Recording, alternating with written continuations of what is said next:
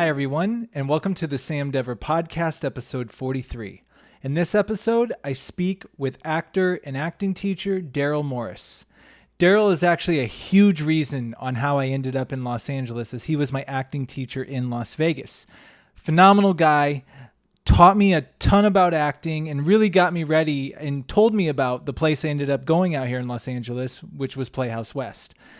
Very passionate, funny, intelligent guy, and it was awesome to have a great conversation with him here in Las Vegas. And he actually wins the award for best background so far. He did it from the pool. So I thought that was really cool. So huge thanks to Daryl for doing this. And the book of the episode, I just finished this one not too long ago. It's called Master Your Emotions. And I'm going to butcher the name by Daryl Morris. Really good book. Really, at first I didn't know quite what to think of it, but he does a really good job just breaking down the basic human emotions and really giving you a step-by-step process to work through them and get to the core of yourself. So I really recommend this, and there's actually a workbook in the back of it as well. It's Master Your Emotions by, again, butchering the name here, Daryl Morris. With that being said, here's my conversation with Daryl. Daryl Morris, also known as the Colonel. Welcome to the Sam Dever Podcast. Hi, Sam. How are you? I got some message here. Well, I'm doing great, and I just got to say... Hold on one second. Hold on. Okay, I got it. I just got to say, I think you've just won the award for the coolest background ever on this podcast. Absolutely. You told me, hey, can I do this from the pool? I'm like, absolutely. I mean, why not, right? It's Vegas, baby, Vegas. How's that Vegas summer heat treating you? So far, not too bad. We haven't had any 120s yet, so that's good, But I'm always looking for at least a week or a week here, a week there kind of escape. I don't know, California or maybe Utah or, just to take 103 down to 83, And I swear, Vegas, is it still building like crazy out there? Yeah, and the funny thing is, Sam, Lake Mead is drying up. It's drying up. I don't know if you've seen any of the pictures. Well, first of all, they found 2 bodies in barrels. Oh, did you know that? I think someone had posted. Yeah, so they really did, huh? Yeah. They found 2 bodies in barrels. So I'm sure they're going to find more too. But anyway, they had a picture last week of a boat sticking up. There was about this much water, and the rest was just the boat exposed. Now they took another picture a week later. The boat is completely exposed now. I mean, it's amazing how quick it's drying up. So what's the plan? Is there like a backup plan, or? Well, that's a great question. I talked to somebody, and I don't know if this is true or not, but they said there's like 13 other dams that feed us. Because I got to be honest with you, if that's the case, I mean, I guess that's okay. The problem is they keep building here, homes and hotels and everything else. Hold on, there might be a bee. I don't like bees. Anyway, homes and hotels, and I'm like, where are you going to get the water? Yeah. Yeah. I mean, that's a big concern here. Yeah. Every time I pull into town, I swear there's a new apartment complex. There's a new something. I'm just like, I don't know where everyone. I guess they're all coming from California. A lot of them. Yeah. I mean, so what's your average gas price there? Like $6.25? Yeah, just about $6. About $6.30 on average. Cost me $94 to fill up the other day. My brother just said that Vegas hit $6 though. No. Well, there's a few idiot stations here on their like high octane. They're over $6. Yeah. But you can get it now for $5.09 at Sam's Club. $5.09? Yeah. That's cheaper than Costco. Well, no, Costco's the same. They always match each other. Oh, they always match. I didn't know. Wow. Yeah, $5.09. But hey, Sam, $5.09 is still no bargain. You know what I do? I now fill up at a half tank. Huh. I just fill up at a half tank. So it doesn't hurt so bad, And the funny thing is, whatever it used to cost me to fill up for a full tank almost cost me for a half tank. How scary is that? Isn't that crazy? And I don't see Yeah. any sign of it really slowing down. Well, I'm seeing bits and pieces and Bits and cracks here. pieces. Yeah. So I don't know if you heard today, but the Senate just passed the gun bill. No, I didn't catch that. So what happened? Well, now it goes to the House. Now it goes to the House. So the gun bill is the red flag laws, which means anybody that doesn't belong owning a gun mentally cannot have one. You have to be 21 or older to buy one. And I think there's some level of background checks, which, I mean, to be honest with you, the Clinton administration had banned assault rifles, and the Bush administration had let the ban expire.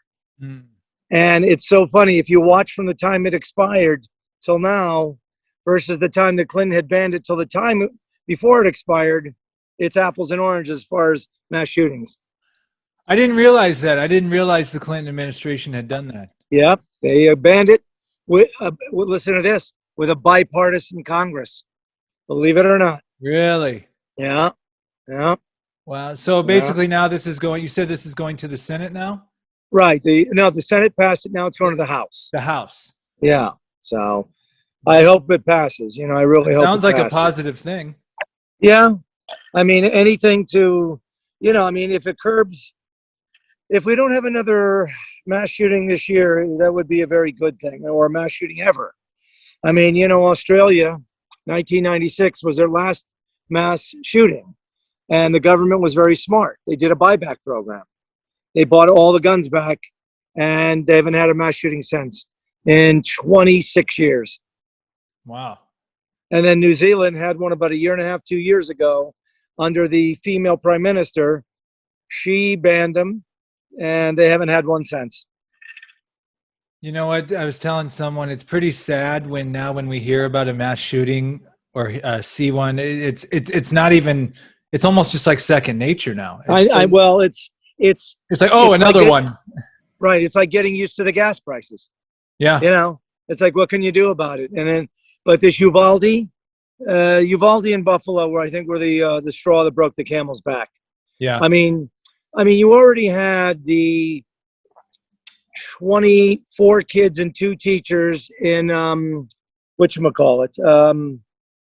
What was it, 10, 12 years ago? Where was that again? Wait, you talking about Columbine? No. The little kids and the 2 teachers. Oh, Sandy Hook. Yes, sir. And then this basically was like a duplicate. Yeah. I mean, less kids were killed, and how about the police officers standing in the hallway for 77 minutes when the doors were unlocked? The doors to the classroom when the kid was shooting the kids were unlocked, and they stood there. Yeah, that's the part I think a lot of people are just really unclear on what was going on with that. There's nothing it's clear as a bell. They were scared to death, and they didn't do anything. And I can promise you, there's going to be about 2,000 lawsuits. Okay. Yeah. I mean, you're talking about 4 and 5-year-old kids. Sam, it was so bad that there was so much damage to the children. They had to use the parents' DNA to match them. Oh. Yeah. That's how much damage there was to the bodies. They had to use the parents' DNA to match the kid to the parent. And then the one little girl was really smart. She took a bunch of the blood and wiped it all over her body and played possum. So the guy would think she was dead. It just doesn't even. I don't know. Like when you hear these things, it's just like there is no sense in the world. Like there is no sense. And the thing is, this kid, he was on the websites researching the guns. Do you know that on his birthday, his 18th birthday, he bought not one, he bought 2 assault rifles. Then he bought 300 rounds of ammunition.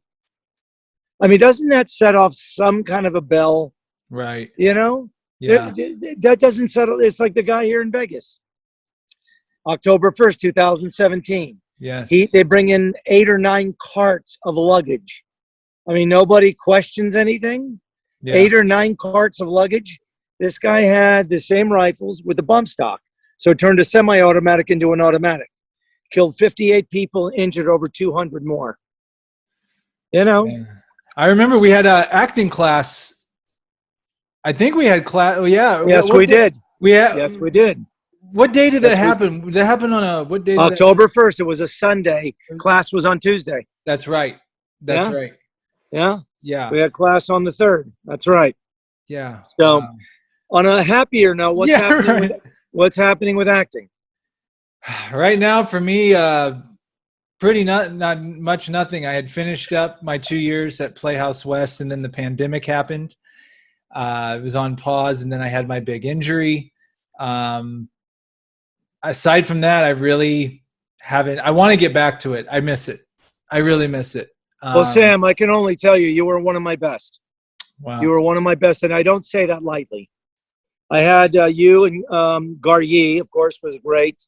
Yeah. I got to remember her name now, the redhead. You know Josie. who I'm talking. Josie. Oh yeah, she was. Yeah. She was my very best. She really was. Yeah. And then she moved on, and it's like I'm finding one thing out as I get older. Life never stays the same for very long. Okay, I had classes from 2017 to 2020 there, and then I taught classes at the International Academy of Film and Television from 14 to 16. So I had a year off before I started at the Indie Film Factory. I do follow Playhouse West LA, and I follow Tony Savant at Playhouse West Philadelphia. And Sam, my teaching and my philosophy about acting hasn't changed. It's all about the truth. Mm-hmm. It's so funny. It's so simple, but it's so people they have a very tough time peeling away the onion to show us the truth.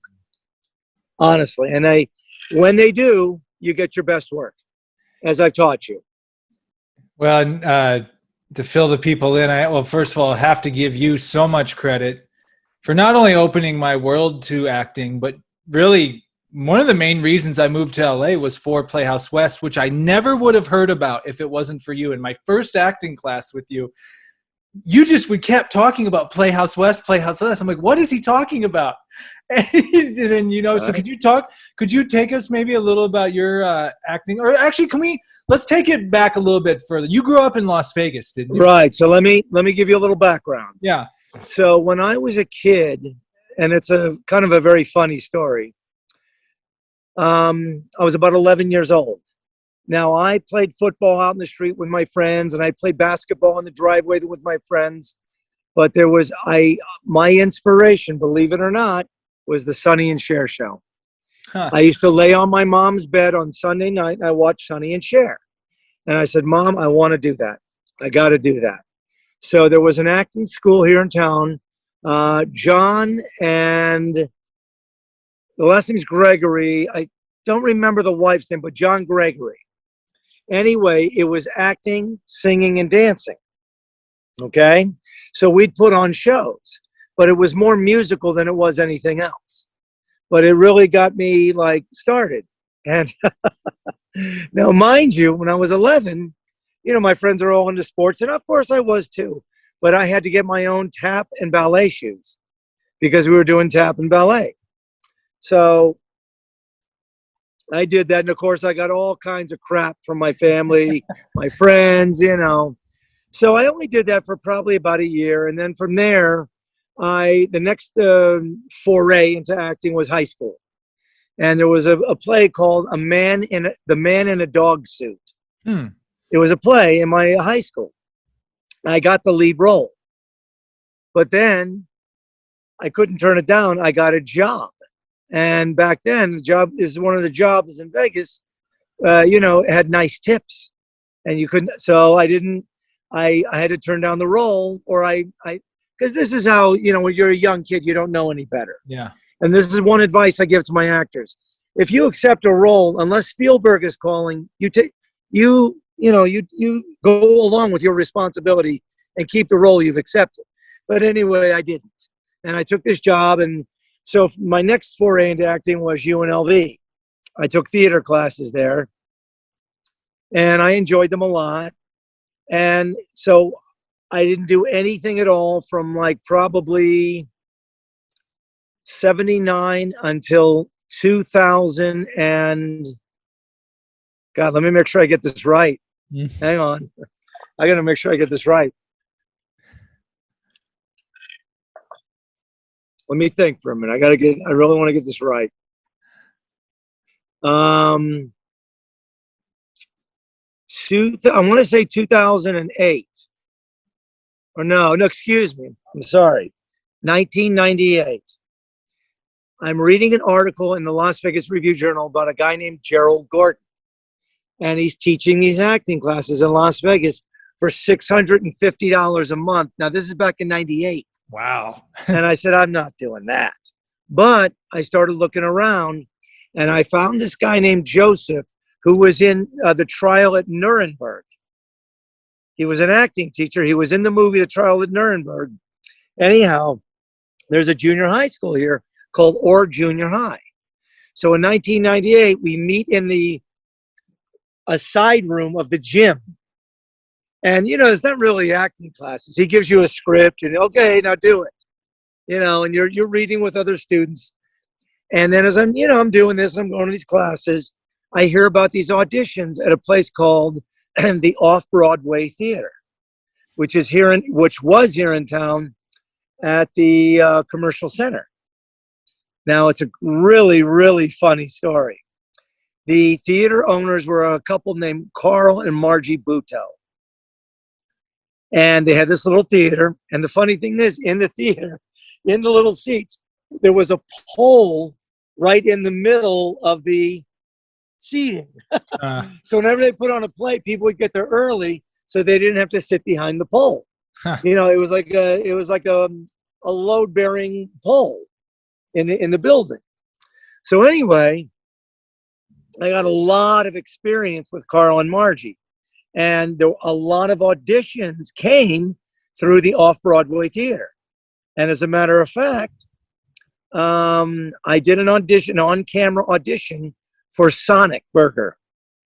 Okay? Now, this is a great story. Not only do I get it, but I got all 3 of my Taft-Hartley waivers because it was a union commercial. And, Taft-Hartley chooses you because they can't find anybody else to fit it. Now, I was only an extra. And I think we were there for 2 days or 3 days. I made like $3,000 union wages for this commercial. So this is 1998. I have an Allstate agency. I'm not married. And 99 comes along and Allstate changes all the rules about the way you're going to run your agency and what you're going to do. And I said, you know what? I'm very, very much back into acting now. I'm gonna sell my Allstate business. I'm going to Hollywood. Now, Carl Butow, we are at a wrap party after one of the plays we did. He says, if you're going to do that and you're going to study there, study at one place only, Playhouse West. My hand to God, Playhouse West. So August 12th, 2000, I pack up like the Clampetts and I move to Beverly Hills. No, I moved to Hollywood. And where I moved to it was unbelievable. I had a dear, dear friend who's a producer, still is. He produces for Amazon now. And it was an much older apartment building on Beechwood. Okay, which if you know, Beechwood goes all the way to the sign. Yeah. Okay. So I got this 1-bedroom apartment. And the funny thing is, I know you know or don't know, but I'm Jewish. The building was owned by a Jewish lady and managed by a Jewish lady. So Dan, who's Jewish, got me in. So now you're going to love this. The 1-bedroom apartment in 2000, take a guess how much it was. Well, what, $700? $750. Wow. The $750, and I am right in the middle of Bohemia. I mean, it's all artists and writers and actors. And as a matter of fact, one of my neighbors was Gunther from Friends. No kidding. No kidding. He used to walk his dog. God rest his soul. He passed away last year. Oh. Anyway, so so now here's a little side note. I auditioned for a UPS commercial, July of 2000, in Vegas at the Venetian, against about 100 other actors. And I had a dear friend of mine who's an actor said, listen, I want you to go into that audition with one idea in mind. You just don't care. I said, yeah, because I mean, what are the chances I'm going to get this? So I go in, whatever. Okay, bye, thanks, get out. Whatever. You don't give it. I mean, and I've always taught you, don't just go. Don't keep thinking about it because you're going to drive yourself crazy. So I didn't. So then the next day I leave for LA to go look for an apartment because I'm moving. I get a call on my Nokia cell phone, the kind with the little buttons. I mean, I don't know, but the really, really old cell phone. Hey, you booked the UPS commercial. Now, how ironic is it that I'm in the middle of Hollywood and I book a national commercial? Jeez. Okay. So I got to run back to Vegas. We film the commercial. I pack everything up. August 12th, I moved to Hollywood. So I get to Hollywood. I move into I moved on a Saturday. Monday, all my stuff comes in a truck. They move it up to the apartment, and then the first thing I did, I went right down to Playhouse West, and I met Robert Carnegie. And he says, yeah, you're going to have to audition. And I said, that's fine. So I don't remember what I read, but we read a piece together, and he goes, okay. And I just remember one thing that Carl Butow told me was Playhouse West is for very, very committed and very serious actors only. If you don't want to do the work, if you don't want to show up, they don't care. You need them more than they need you. And he was right. He was right. So I got my backpack, I got my notepad, I got my pen, and I was rock and roll.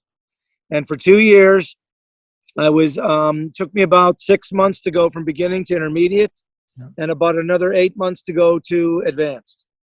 And I used to go on Thursday nights and watch the advanced class when I was intermediate, Scott Kahn and James Franco. Wow. They used to do their scene nights there.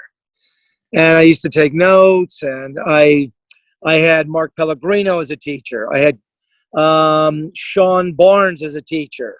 I had Tony Savant as a teacher because at one point I moved from Studio 1 to Studio 2. Mm-hmm. And I used to love Studio 2 because they had that great Mexican restaurant across the street. So I'd eat before class. But Studio 1 had the 99-cent store, so I'd get my Fiji water there.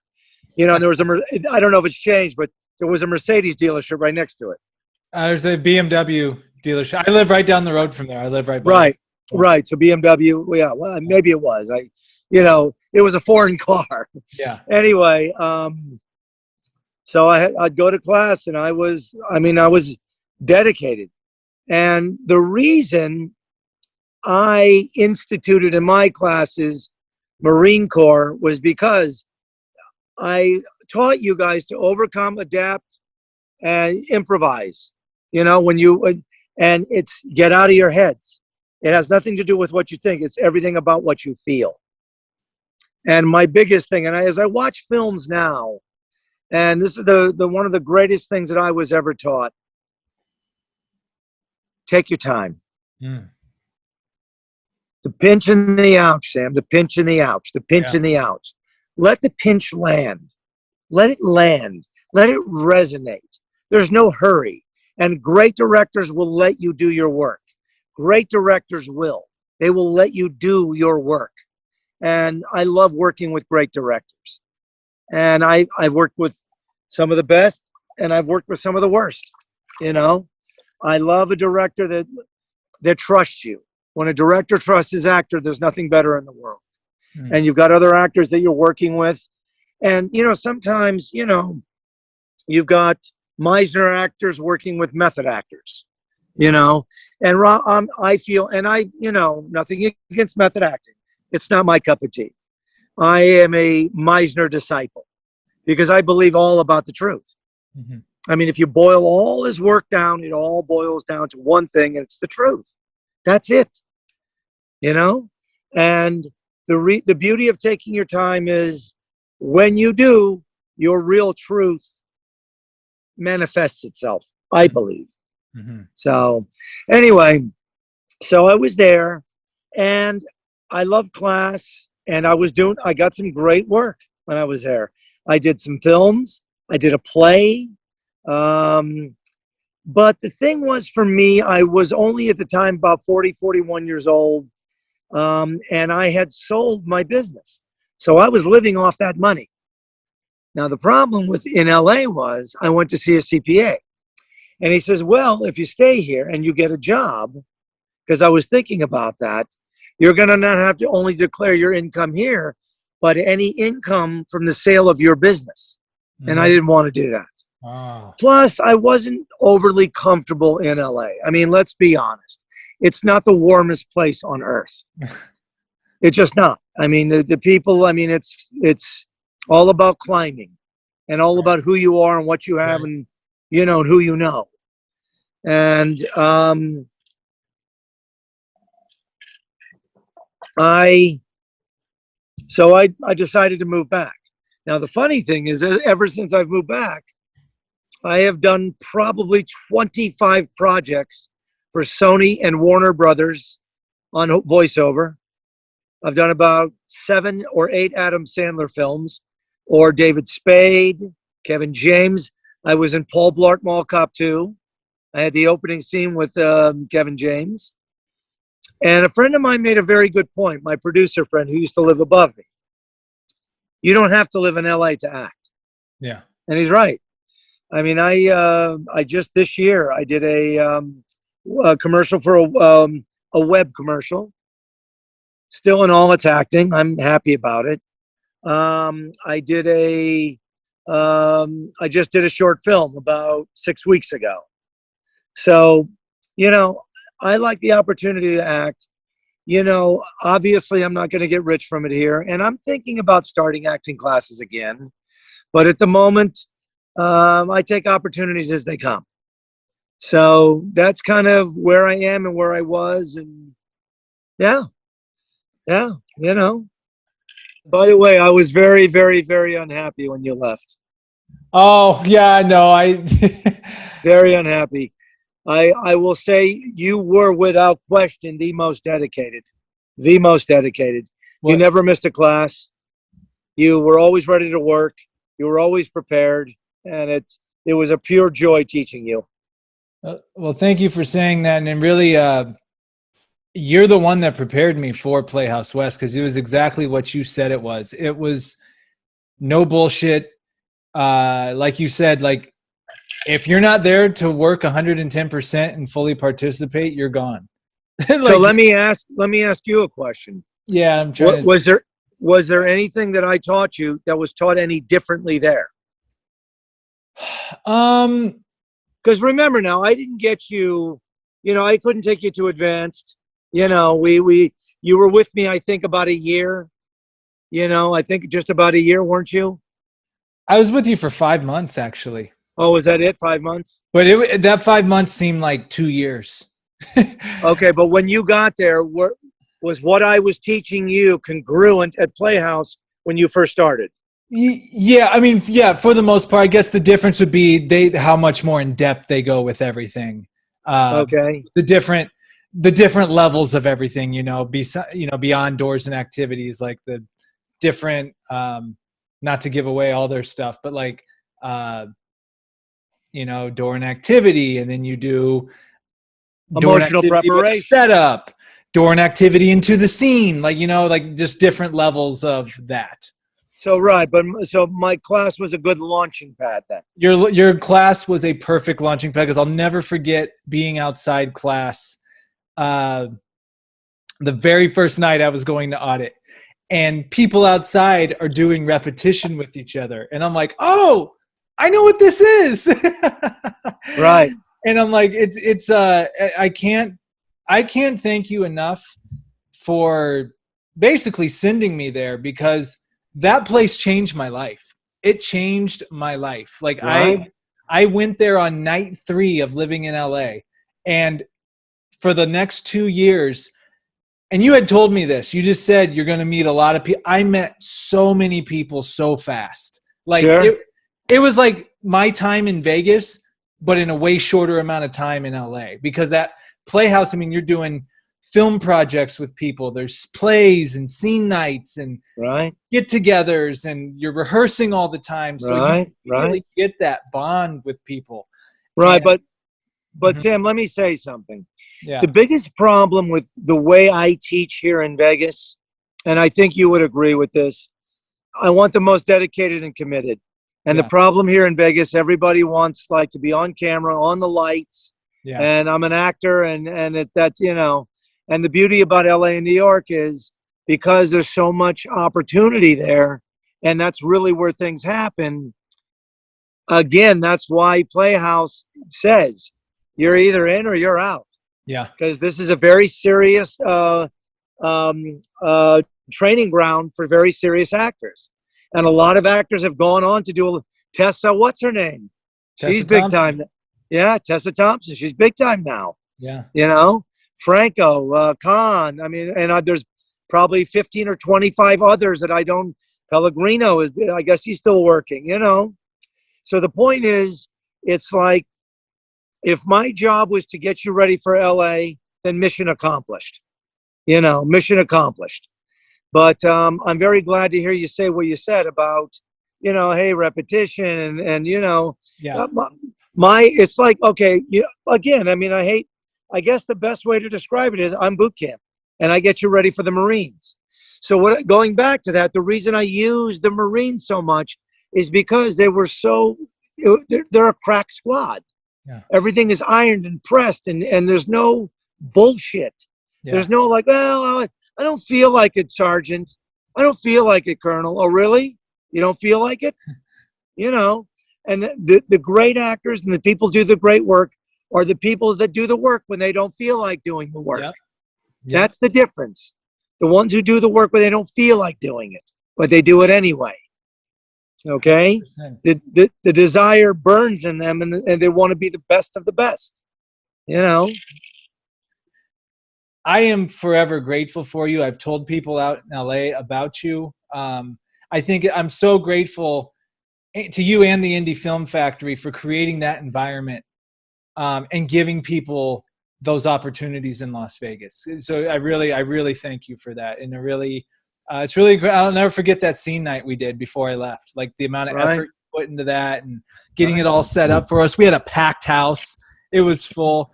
That was one of the coolest moments ever, and that really gave me the confidence to go to Los Angeles. So I thank you. And we got about 2 minutes here. I always give the guests the last word. Is there anything you want to leave us with? Anything you want? Yeah, Sam. Basically, you're welcome. It was my pleasure. I wish I had a class full of Sams, honestly. So is Gar Yee still there? I think so. Yeah. And by the way, Gar and I'm running out of time, but shout out to Gar. I was scene partners with her for 3 scenes in Mr. Carnegie's class. Wow. She took me to an entirely different level. Like it was incredible working with her. And I told her. And what about Alexis? Did she ever stay? She was there. She's not there now, I know, but yeah, she was there. Her and we did a film together and won in a film competition. So that was really cool. That was really cool. We had been at your class in Vegas, and then we combined at Playhouse and won a film competition. So that was That's great. Well, Sam, listen, I'll let you go. I know you don't have a lot of time. Thank you for taking the time to talk. Hopefully there was some insight here. Yes. And I'd be more than happy to do this again. Yeah, no, we'll have to do another one. And you picking the pool was amazing. All right, so hey, listen. If people want to find you on social media, can people find you on social media? Yeah, Actors Dynamic. I'm on Facebook on Actors Dynamic. Okay, sounds good. Well, hey, stay cool out there in Las Vegas, and I'll be talking to you soon. Very good, sir. You take care, and thanks for the time. Take care, my friend. Bye. Bye-bye now.